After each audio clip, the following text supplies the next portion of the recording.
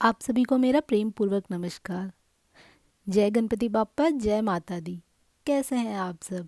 उम्मीद करती हूँ माता रानी की कृपा से आप सब अच्छे होंगे और नवरात्र मना रहे होंगे। चौथे नवरात्र की आप सभी को ढेर सारी शुभकामनाएं।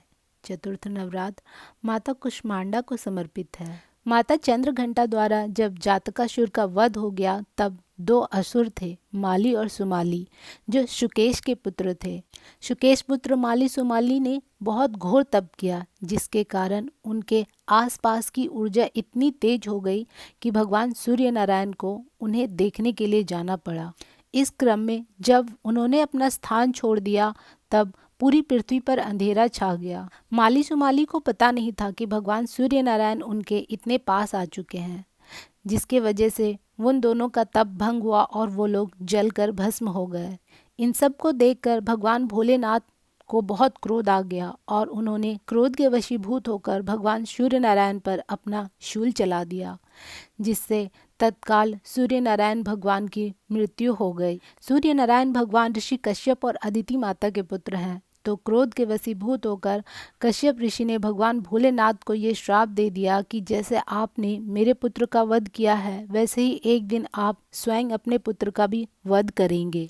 अब ऋषि कश्यप, उनकी पत्नी और शुकेश अपनी पत्नी के साथ माता पार्वती के पास गए, क्योंकि वे तो जगत माता हैं। अब जब संसार में अंधकार छा गया है तब इन सबको ऊर्जा कौन दे?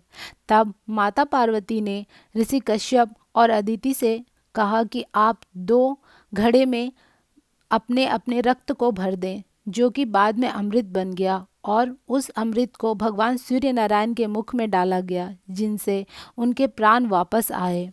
शुकेश और देवावती के पुत्र माली सुमाली को भी माँ पार्वती से उनके प्राण वापस मिले।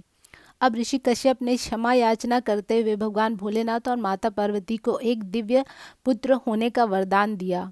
अब भगवान सूर्य नारायण की जो ऊष्मा थी वो कम हो गई थी और वो निस्तेज हो गए थे। सूर्य नारायण भगवान ने माता पार्वती से प्रार्थना करते हुए कहा कि माँ, मेरे अंदर आप ऊष्मा भर दें।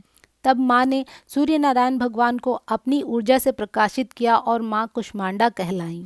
कुष्मांडा का अर्थ है छोटा सा गर्म ऊर्जा का पुंज।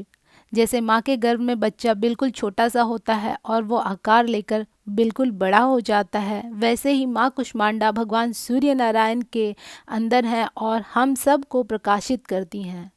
माँ कुष्मांडा की कृपा से हमें आज सूर्य नारायण भगवान की ऊर्जा प्राप्त होती है। माँ आप सभी का कल्याण करें। जय माता दी, जय माँ कुष्मांडा।